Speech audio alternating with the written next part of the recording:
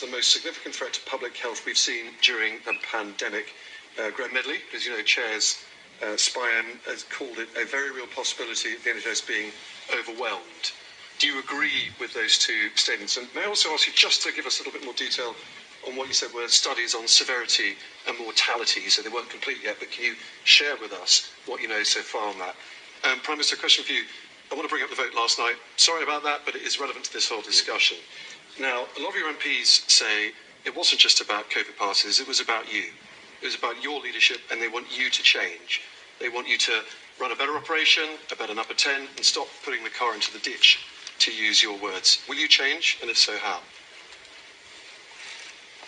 So on the first one, and echoing a point that Nikki made, this is a really serious threat at the moment. How big a threat, there are several things we don't know, but all the things that we do know are bad.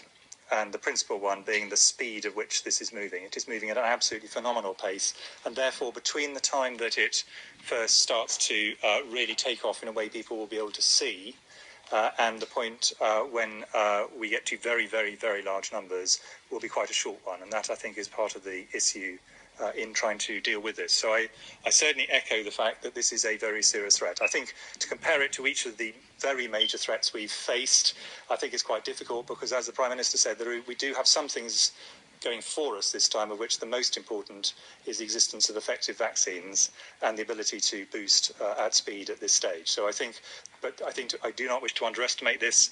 And for my NHS colleagues in primary and secondary care, I am afraid there will be an increasing number of Omicron patients going into the NHS, going into hospital, going into intensive cares, and the exact ratios we don't yet know, but that there will be substantial numbers, and that will begin to become apparent, in my view, fairly soon after Christmas. It'll start before then, but in terms of the big numbers, I think that's a reasonably, I'm afraid, a reasonably nailed-on prospect. In terms of what I was trying to explain on the severity, and it is a relatively subtle point, but I wanted to make it because I think it's been misunderstood. There are broadly two ways that a virus like this could be less severe if someone's caught it. One of which is it's intrinsically less severe, just as a milder virus, and there are milder and more severe viruses ranging from ones with 100% mortality, rabies, for example, all the way down to ones with essentially 0% mortality. So you could have a move on that. But the other way, which is much more common, actually, where something becomes more severe, is because we have more immunity. And the point I was making is South Africa, between the last wave and this wave, their degree of immunity has substantially increased. And therefore, there is much greater South African immunity to COVID in general, not specific to Omicron, than there was in the last wave. So some decrease in severity you would expect because of some protection from increasing immunity.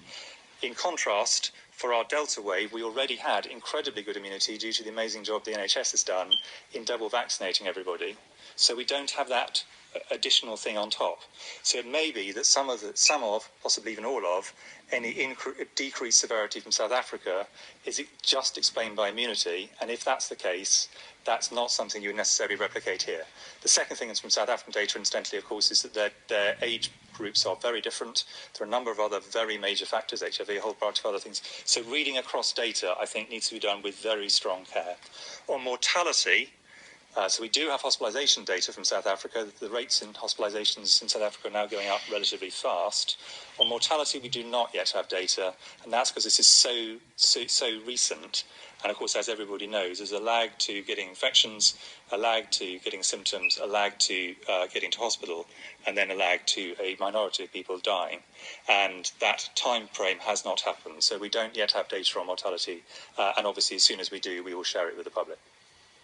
Yeah, and Tom, just on your point about Parliament, look, I do understand the people's feelings of principle about what they see as infringements on liberty, and we've been trying throughout this pandemic to keep our lives as open and as free as possible, and that's the aim of what we're doing. Indeed, the aim of Plan B Plus, the Get Boosted Now campaign, is to ensure that our next year is as free and as open as possible, and we protect our society and our economy in every way that we can. I have to say, I don't think that the measures that we're proposing or that were Parliament enacted for nightclubs and some other settings like football matches in any way amount to a vaccine passport, because after all you've got to do, you just got to get a lateral flow test, or if you have proof of vaccination, then you can get in. It's entirely optional. So I don't follow that line of argument. But I just want to say I'm grateful that Parliament voted it through. Large majority of Conservative votes went to get this done, and it will help us to keep the country on track. I think if we can do these two things at once, implement Plan B in the way that we're describing, plus get everybody boosted at record speed in the way that we are, we'll be able to move forward.